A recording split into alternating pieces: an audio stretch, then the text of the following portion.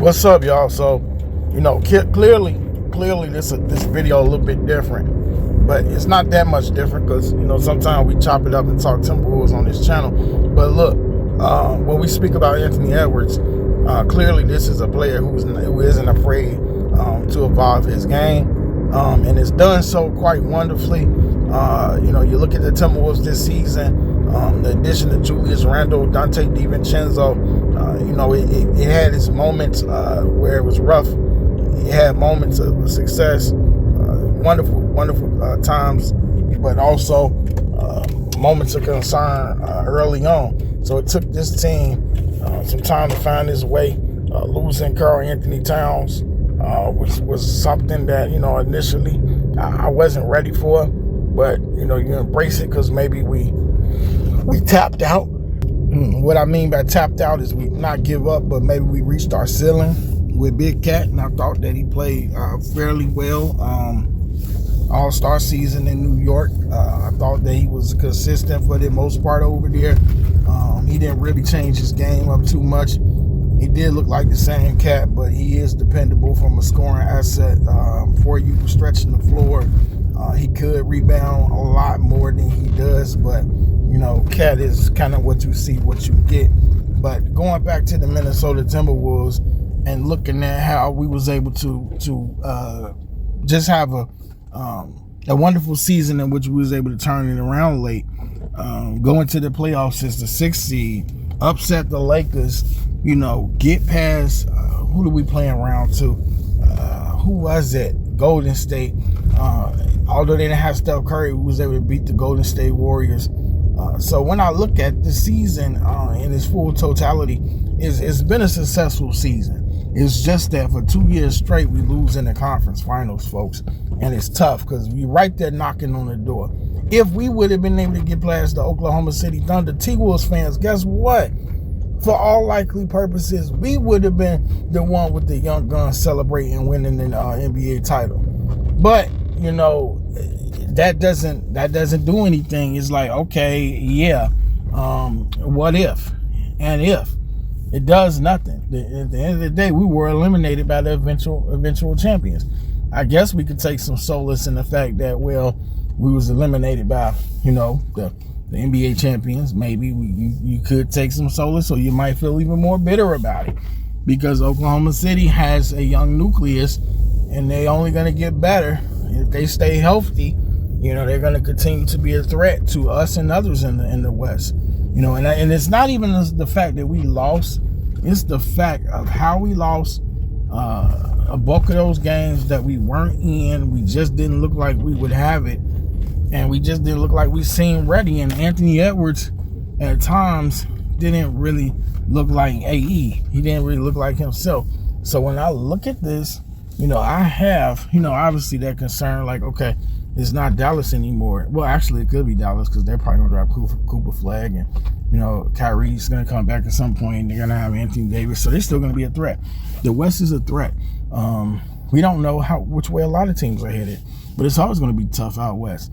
And so when I look at this Timberwolves team, it's like, Anthony Edwards, what's your next step? What's your next evolution? And, similar to what Caitlin Clark has done, what she's doing for the Indiana Fever, just taking too many threes. Like, and I get it. That's the way the game is now, but you're just shooting too many threes. It's just too many of them. Like, and I think Anthony Edwards, in his defense, he made the most 3-pointers, right? He passed Malik Beasley and made the most 3-pointers in the NBA this season. And that's great, but I think the thing is the highest percentage shot. It matters when it counts the most. And unless you're on fire from 3-point range, you need to be able to score for sure. And also, Julius Randle and Naz Reid both don't have to come back. So they got player options, so will they opt in? Will we see Anthony Edwards be able to be a continued mid-range assassin? If he's going to take the threes and make threes, that's one thing. Will we see the continued progression from Jaden McDaniels? Will he be able to do what he did in the playoffs during the regular season? I heard that Terrence Shannon Jr. is going to play more for the Minnesota Timberwolves, so I'm excited Terrence Shannon Jr. So, that's going to be exciting to see him take on an expanded role. If we lose Nickeil Alexander-Walker, I'm fine with that because I think that we can probably get what he gives out of Terrence Shannon Jr. or Josh Minot. Or it might be time to give. It's time to see what Josh Minot and Leonard Miller have. If you're going to keep Rob Dillingham and play him, I'm fine with that. It's obvious Mike Conley is advanced. I love the brother. Great guy, great man, model citizen in the NBA. But I think it's time that we got to move on, or he's going to have to move to the bench. So either it's time to give Dillingham a look, see if he could be like that Darius Garland, that De'Aaron Fox type of player for you. See if he could slot right next to Anthony Edwards. But maybe they think it's too soon.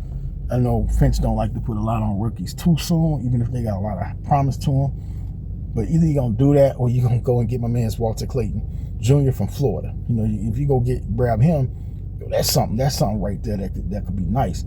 And I've been lobbying for Walter Clayton Jr. to slot him next to Anthony Edwards. He can shoot the 3-ball. He's a national champion. He makes clutch shots. Come on, Minnesota, get it done. Somebody tell Minnesota fans, tell another Minnesota fan. A Minnesota fan, tell another Minnesota fan, come on, y'all, we got to get Walter Clayton Jr. Come on, Wolves, don't let me down. T-Wolves, we need them. But if you're going to keep Dillingham, then maybe if you're going to keep him and play him, maybe not.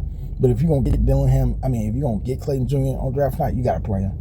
You can't be talking about, I'm going to make him a project. He's pro ready. He's ready to go. He's raring to go. So, yeah, we got to talk a lot more about it. We got a lot more to talk about the Timberwolves. We got the draft coming up on Wednesday night. It was a bitter, sad ending to the season, but ultimately I am satisfied and happy with our progression this season. I know that we can do better. We're knocking on the doorstep. We was knocking on the doorstep 2 years straight trying to get to the finals, and I think the disappointing part, I could be satisfied but still be disappointed because the opportunity was wasted. Luka Doncic might come back with more motivation. Kevin Durant is in Houston now. Oklahoma City gonna be trying to run it back. So did I say what I said? Kevin Durant. Kevin Durant is in Houston now, so they trying to go all in. So the West is super super tough, y'all. You look around Denver, they're always gonna be a key player as long as they got Murray and Jokic. So I am just looking forward to see what the Timberwolves obviously do in the draft. See what Anthony Edwards is able to add to his game. The kid is the truth, but I don't want Minnesota to waste him like they did Kevin. I'm gonna say Durant, Kevin Garnett, because the kid is a special talent. But you gotta get more. I think we was exposed against Oklahoma City. I thought they played great defense, and it's kind of crazy because I feel like the Timberwolves was a better team than the Indiana Pacers, but you wouldn't know it by seeing us losing 5 and the Pacers losing in 7. So. Yeah, just touching on the T-Wolves. We will have more content coming. In a perfect world, I'll be able to put the T-Wolves into the conversation a lot more. So we'll see if we can. But, talking about the W in the women's college basketball, that's a lot. But we'll see if we can get some NBA content in here with that. RC is out. I'm going to holler at y'all. Hit that like button. Comment down below. T-Wolves fans, come on out. Comment down below. And with that, catch you on the next one.